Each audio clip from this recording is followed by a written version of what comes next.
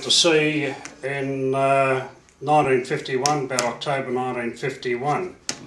I had been working up at the State Electricity Commission in the Quayside Valley, but what happened there, we finished up on getting retrenched. A lot of us Menzies cut the loan monies out to the States, and so we all got the heavo, quite a few thousand of us actually, and over the state, you know. But eventually I got down to Melbourne, and there wasn't much work around at the time, so I tried to get away to sea before, and then I turned round and on the Saturday morning I went up to the Marine Cooks in Flinders Street to see if I could do any good again, and Bluey Baines was there, and he said, well, we're not usually open of a Saturday morning, and he said, can you come back and see me on Monday? I said, yeah, all right.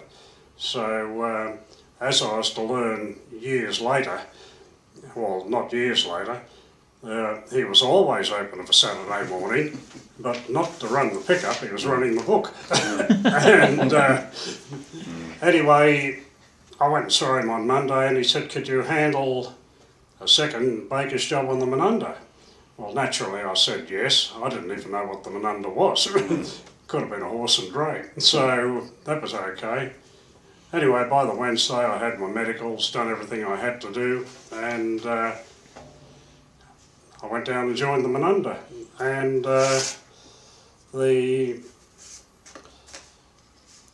chief baker was Les Crenny, Frank Weir was the chief cook, Jack Bursine, he was the ship's cook, Peter Baghetti, they were the ship's cooks. The butcher was Smith was his name, chief butcher. Second butcher was Huey Megan, Arthur Alphantis. But she carried about 15 cooks. I was going to say, what type of ship was she, John? She was a passenger ship. Right, and we had about 400 passengers, second class, first class. And where was that running? She was running on the North Run. She was running to Cairns in North Queensland. She'd do Melbourne, Sydney, Brisbane, Townsville, Cairns, and she'd have 4 or 5 days in Cairns. Then the passenger, they'd go up in the highlands, up in the tableland, everywhere, and eventually they'd get back to the ship, and off we go back to Melbourne again, calling it at each port, dropping passengers, cargo. But the ship was always pretty full. It was pretty popular. How old were you then, John, when you... I had my 21st birthday at sea on the Menunda. Right.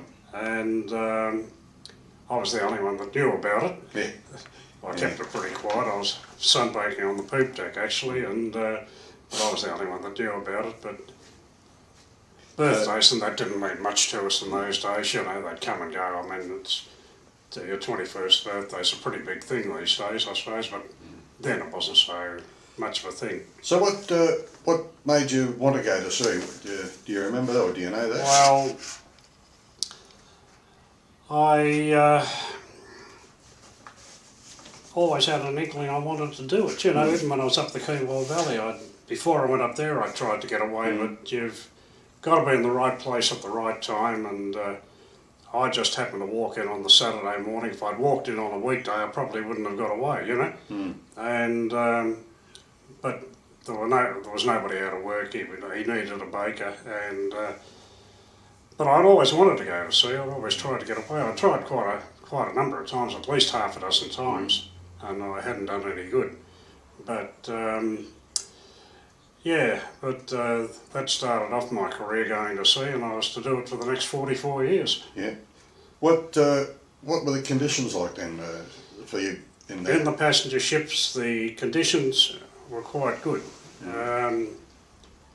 The chief cook and the chief butcher and the chief baker had their own cabin, and the cook's crew attendant used to make the bunks in those 3 cabins and clean them and do all that, but the other cooks had to look after their own cabins. But mainly the other cabins were 2-berth cabins for the cooks, but they were usually the wire mattress, wire gate type of thing, if you understand what I mean, and they had one on top of the other. But over time the bunks had sagged, and we used to just get the boards off the store boxes and shove underneath them, and that way they weren't too bad. But generally speaking, the conditions weren't too good. The crew lived in the forecastle, the stewards down after, but the stewards had about 6, sometimes I think, could have been 8-door cabin, you know, as their conditions weren't so good, but there was a lot of stewards, you know, and that was pretty much. The cargo boats, of course, were a different story. They in those days you had firemen on one side, seamen on the other, so they had separate mess rooms, and there was always a bit of tension between them until the amalgamations took place. But the river boats were very good as far as the galleys were concerned, because they had a very long oil stove. You could grill on top of it, do anything. Your butcher shop was down below, your baker shop was there, freezers underneath, mess room either side for the crew, and they just take kit service away for the crowd, for the mates and engineers. But they were very good, but some weren't very good at all. What did the company provide for you, the cooks? Like, did they provide anything for you, any of your working necessities, or? No, in those days we provided all our own gear, clothing, knives, all that type of stuff. There was no real supplying us with anything really. I mean, it was all up to you. The basic stuff would be in the galley, like frying pans, you know, pots, pans, all that sort of stuff. They always used to supply that naturally. But in general terms, you supplied your own knives, working gear, boots, all that type of stuff, you know. What would you say the food was like as a whole? Quality? In the passenger ships, it was generally pretty good. It was a passenger ship menu. It was quite good, but naturally, the cooks got the pick of it, and we lived pretty well. Yeah. But the cargo boats in those days, well, even in the Phosphate Commission, there was no such thing as getting a drum of oil for the deep fryer or anything like that. There was no deep fryer. You had a brazier on top of the stove, which was pretty dangerous in bad weather, and we used to have to render our own fat. It was all body beef. You had to break down sides of lamb. Everything had to be broken down, so you had to be reasonably well skilled in butchering and all that type of stuff, and bake your own bread and all that type of stuff, you know. But I mean, ice cream was unheard of. Yeah. And they relented at one stage and gave us ice cream powder. And so we used to make the ice cream up out of the powder. And everybody thought it was Christmas when they finally let their heads go and actually bought ice cream. And I think they found out in the finish it was cheaper to do it. And of course, none of the frozen stuff was available. It wasn't around.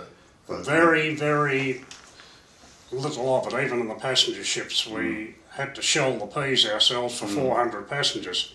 And I remember one bloke, we had a few frozen peas on the ship at that particular time, and this guy Elton was bringing one of these great chaff bag sacks of peas up and doing his utmost to push it through the porthole.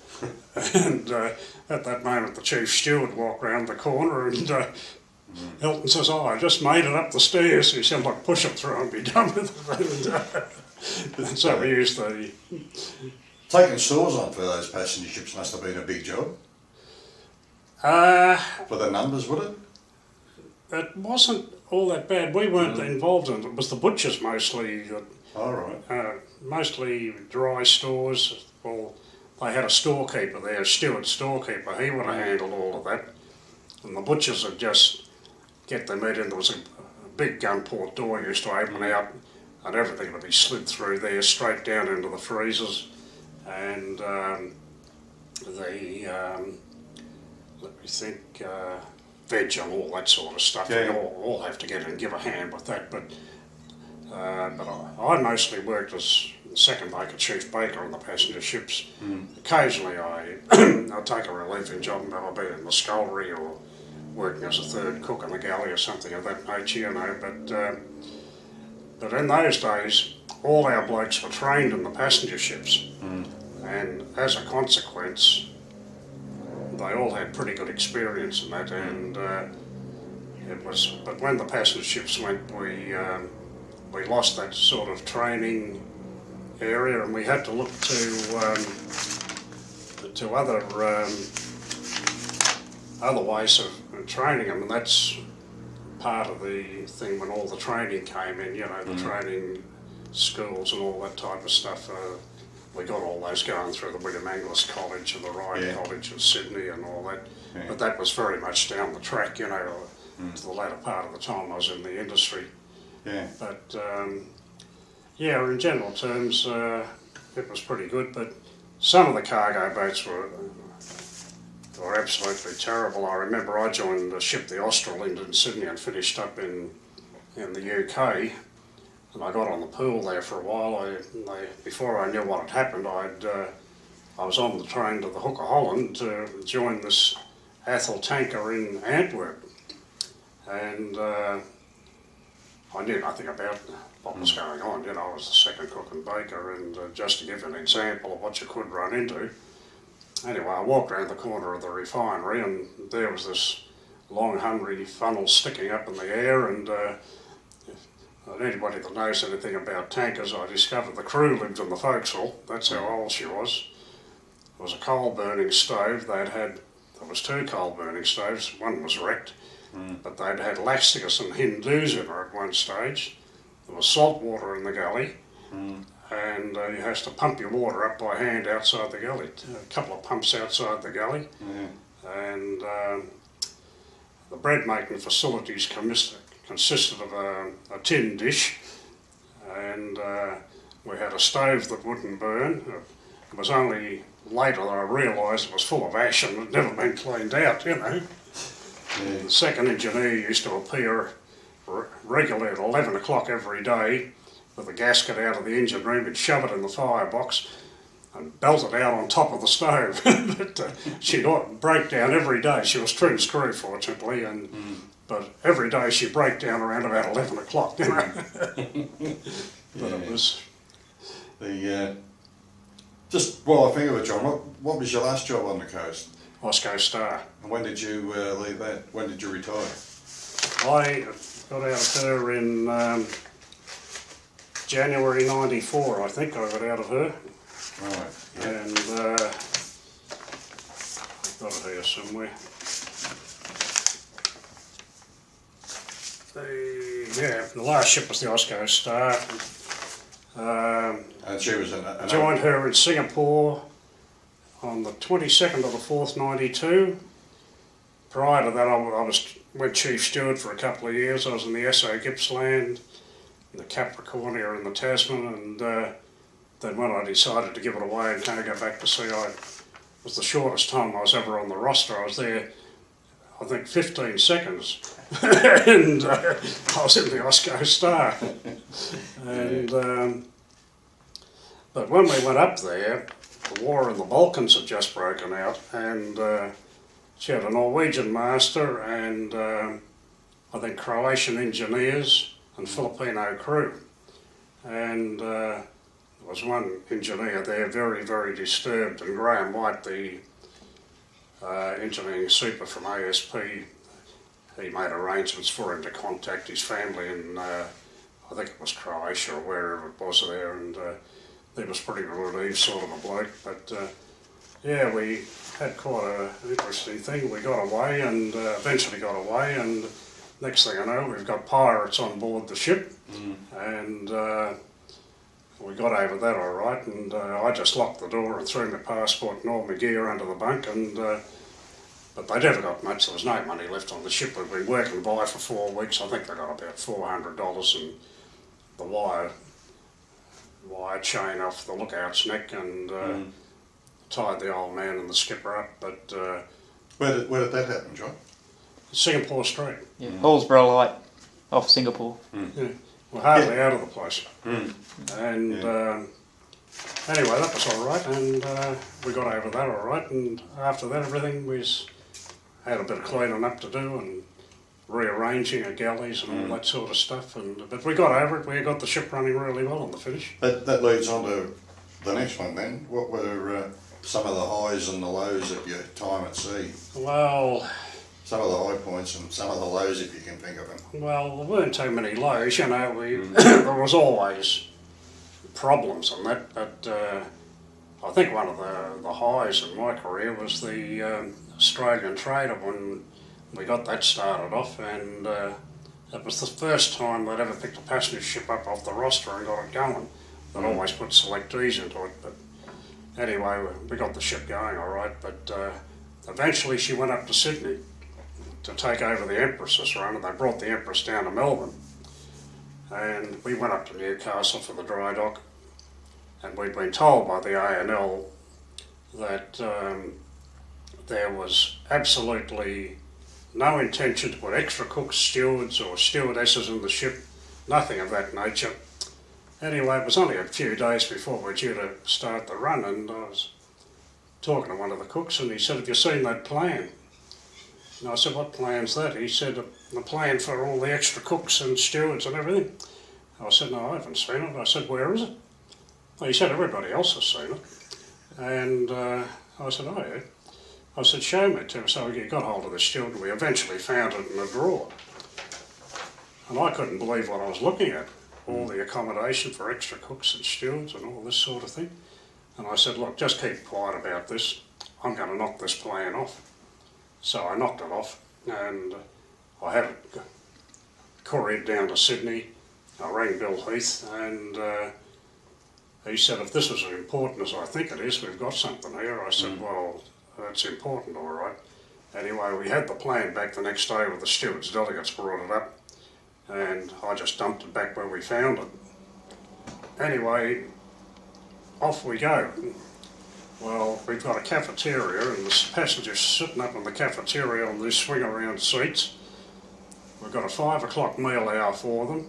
I'm giving them steak and kidney behind frankfurters and cargo beef meal hours and meal times. That's what they wanted. And, of course, they've never ordered the ship there, you see. And there's complaints flying right, left and centre about it, and because, you know, they've been used to the Empress and all this sort of thing. She was a pretty well-run job. And I said to Bill Heath, "When are you going to do something about this?" I said, "You've got the evidence, you've got everything." He said, "Next week." So he saw Gordon Lewis came up to Sydney, and he's talking to Gordon Lewis. Oh, he said, "By the way, Gordon, would you like to have a look at this plan?" And Gordon never said a word. He just lit a cigarette, picked the phone up and rang Melbourne. He said, "I think you better send a couple of cooks down to the Australian Trader in Hobart." And anyway, they got the stewards, they got everything. He came in again the next day, and he said, "I went awake all night smoking cigarettes." And he says, "There was only 3 people ever knew about that plan." Well, everybody on the ship knew about it except me. And I'm still amazed to this day that nobody said anything, you know, that it's staring them in the face, and nobody said a word. Yeah. Anyway, he said, "But what's got me worried, if you've got that, what else have you got?" And but that was one of the highest points, you know, because we never had to stick the ship up, you know, and there was no industrial dispute. We just got it, and but I suppose the lowest point I had was when I was in that Athol tanker up the Persian Gulf and back to Swansea in South Wales. I think everybody was pleased to get out of it, but it's just the luck of the draw, you know. We could have gone away for 2 years. It was 9 weeks, but you must have been involved in some disputes during that time. Well, shipboard and well, I suppose we're all involved in disputes from time to time, but mostly they are of short duration, maybe a day, 2 days, something like that. But it was always on. Any that, I mean, even national ones. Are there any that really stick out in your mind? Well, the big one that sticks out in my mind is the Australian Trader. That went on for weeks and weeks, trying to save the ship because they decided to get rid of it. Anyway, we were stuck up in Bell Bay 6 to 8 weeks, I think, and we're off victualling, off wages, and but there was a lot of support coming from the other blokes around the coast and all that sort of thing, but it was got a bit hairy a few times, and Sid the skipper was there, Sid Chamberlain. I was talking to him, he said, I've got a shotgun up in my cabin. I said, well, I wouldn't worry too much about it, I don't think it's going to come to that. And anyway, it was just one of that dragged on and on and on and on, but at one time we had every berth in the port was taken up with an Australian ship, and I wanted to turn around and just stick every ship in the port up and bring the thing to a head very quickly, you know, but it never came to that, so, but it just went on through the courts and all that sort of thing, and eventually the ship got away and was finished up, and it laid up in Sydney for a long time, but there were some pretty important issues involved, in as much as I think the government at the time was trying to get rid of the ship and the ANL at the same time. Eventually they succeeded, but it was many years later. And but that was I think the biggest dispute I was involved in. But she went to the Navy and become a training ship. She went to the Navy and become a training ship to Jervis Bay. The last I heard, the ship is now in Italy. She went to the breakers. She's gone to the breakers, has she? Yeah, went to the breakers in the last 12 months. Yeah, because she came out in January '69. Yeah, I think it was January '69, and it's now 2006, so that's 37 years, so 36 years, so it wasn't bad. But contrary to what a lot of people might think, you hear about disputes and all that sort of thing, and they get the impression, you know, that we're all enjoying it. But from my experience, and I think the experience of everyone else, nobody's ever enjoyed an industrial dispute. Not to my knowledge, anyway. What about some of the characters that you met over the years? Do you want to mention any of them? Well, there's all sorts of characters you run into. There was, like, for example, amongst the cooks, we had fellas, let me see. There was guys, Goldtooth McDonald springs to mind, and for obvious reasons, Goldtooth, I guess. Yeah, you know, they all had the nicknames, the cooks. There was Hambone Hamilton, Painless Potter, Holy Joe, Mad Muller. But you know, Bobby Bryce, he springs to mind. He wasn't a pretty good bloke, Bob, and but there's a bit of a story to that too, because Bob was the luck of the draw, where up in the rooms when we were down in Clarendon Street, and they called the Noongar, and Bobby Bryce stood for the job. And Tommy Ford got up at the same time, and he said, oh, I'm sorry, Tommy said, I didn't know you wanted the job. He said, I don't know why I stood for it. And Tommy says, no, you take the job, Bob. No, he said, look, I don't want it, you take it, Tom. Well, as it turned out, it was the difference between life and death. Tommy went down with the Noongar and Bob survived. Yeah. And but it's just the luck of the draw. You know, it could have gone anyway, you know.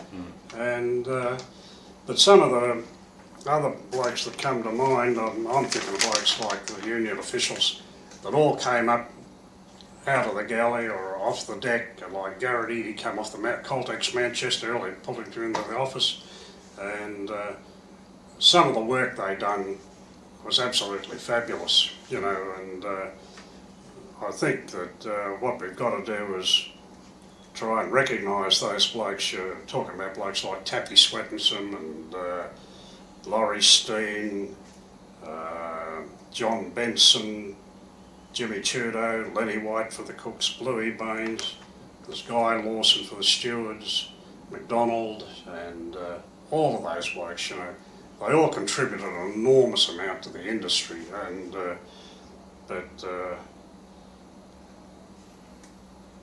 But all of those blokes, they served in the office and that, and they all served with distinction, every one of them. And they really built the industry.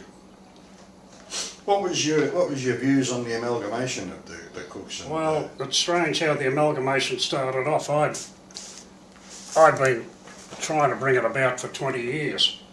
At the back of my mind, I always had it there, and because when I first went to sea, I couldn't understand why we had so many unions, you know. And but at times it had its advantages, because if we had a dispute, we could go out for 24 hours, somebody else would go out for 24 hours, and you just go back to work. But the ship still couldn't sail, you know. I mean, it was wheels within wheels, but I could see what was happening, where the membership was dropping. We're going to have to push the fees up all the time. But I was chairing the stockwork meeting, and by that time I'd been elected vice president, and I was chairing the stockwork meeting down in Clarendon Street, and all of a sudden this bloke got up and he says, what are we going to do about the AB cooks that are doing our job in the offshore industry? And it flashed through my mind at the time, this is it, this is going to take us into amalgamation, because I always knew we had to have a catalyst, because the cooks wouldn't have gone for it any other way, you know. And I gave him all the encouragement I could, and I said, well, the matter's open for debate. And anyway, they all got stuck in it, the thing kicked around, they kicked it around, and in the end they said, they gave us instructions to negotiate with the SUA to get a resolution to the matter. Anyway, I was in the Seaway Press at the time, and we're in Hobart, and I rang George Crooks up from Hobart. He's in Sydney, and I said, where are they, George? He said, they're down at the Seamen's Union talking amalgamation. I said, I thought they might be. And that's where it kicked off from. I don't know who the bloke was that asked the question, but he was the bloke that should take the credit for the amalgamation that led to the Maritime Union. Yeah, right. But that's where it started. Yeah. And That'd be interesting to find his name, wouldn't it? Yeah. And I don't know who the bloke was. I've tried to remember, and I just can't think who it was. But that's where it started. Yeah, no, that's good. That's pretty much the questions that I've got prepared. What have you got that you want to comment on? I've got a quick little question, John. You'd like this one too, mate. I've got to throw it out of the blue. They tried years ago experimenting with chief cook, chief stewards. Remember when they did that? Yeah. They wanted the chief cook to become the chief steward then, didn't they? Yeah, well, I went chief steward for a couple of years. Yeah. But there was a lot of problems attached to it, you know, and what I didn't like about it, I had to deal with the skipper all the time, you know, and yeah, any money involved you had to handle that, you know, but they'd come up with some ridiculous things at times. We had these small books, and everything you took out of the storerooms, you're supposed to, the chief first grade steward's got this, the engineer steward's got this, the cooks have got this, that and the other, and I've got the skipper on the TNT Capricornia, and he's saying, the chief cook really shouldn't have the keys to the freezer. I said, well, he's got to have them, Captain. And he said, well, you should just issue the stuff out as they want it. And he said, I want to have a look at all those books. Well, he had them up there for about 4 days. He said, there's some things there that you haven't got down, like he said, carrots and lettuce and onions and all this. I said, well, what am I going to do? Put down, the chief cook took 6 carrots. I said, you just write it off a bag at a time, a case at a time, a case of lettuce. I said, you wouldn't have enough books on the ship if I put all that down. I said, I wouldn't be out of the office. I'd just be writing all this sort of stuff down. But some blokes, Chris Dalhelm, for example, he went chief steward, and I think he's out of the industry now, but he stayed there, and quite a few of the other blokes stayed at it, you know. But when they got rid of the second cook, for example, well, that was when I left the Osco Star the day. It just happened to work out that way. But as I said to Graham White, you're increasing the workload by 50%. So I just said at the time, well, you'll just have to buy more prepared stuff in, you know. Like, I used to make the meat pies, all that sort of stuff, but I said, you'll have to start thinking about all of this, you know. I said, one bloke's not going to be able to do it all, you know. And then they got rid of the stewards, and you finished up with the chief cook and the chief steward. And they're coming down to a situation now, they're trying to get rid of the chief steward, so that's, yeah. There's one thing you sort of glossing over, or you've missed out on too, John. John and myself sailed on the Osco Star. We picked her up out of the dry dock. For 17 days, out of the nearly fortnight we were there, the galley was nothing. They'd ripped everything out of it. But still, with John and I forget who the second and the third cooks were, but they managed for lunchtime and that to keep us fed in that lunchtime when we couldn't go up the road anywhere in the Geelong, wasn't it? Where we picked her up? Geelong Dry Dock. Geelong Dry Dock. So John doesn't. They set up the road, and I remember that. Cole Fitton was the chief steward, and he said, "You got no hope of getting anything ready." He said, "I'll send up the Kentucky Fried and get some chickens back down." Well, I'd never seen Philippine chickens before, but they still had the heads on it and the legs and everything on it, chopping heads off and legs off. And we made a bit of salad up and all that, but we got a meal out and that, you know. But even while we're working down there, working by, I used to get downstairs and try and cut a few sandwiches and all that sort of stuff, you know, and because there was nowhere you could really go, you know. The galley was absolutely gutted. There was not a thing left in it. But we got it going all right. There was a few headaches with getting gear aboard and that, but we got there. You got some comments you want to make, John, or some stories you want to tell? What do you got? Yeah, well, there's something here that, like we was talking about the engagement system and the relationships with other unions.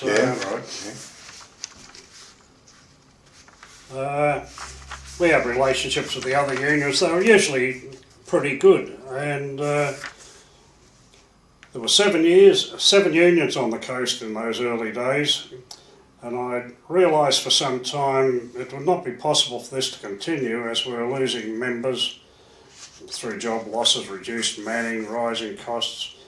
But I talked about amalgamation before, but that was about that. And but I think probably one of the best things that ever came out was the engagement system, and unfortunately we lost that through Howard and Reith, and which was at the time, it was a disaster to lose it, and but we've retained the leave. But I suppose for Reith and his mob, the wheel will turn full circle for them too. But the SRF, well, that was without question one of the best achievements we ever had in the industry. And I think I'd have to say the credit for it would have to go to Pat Garrity, and for his brilliant handling of the matter, in particular his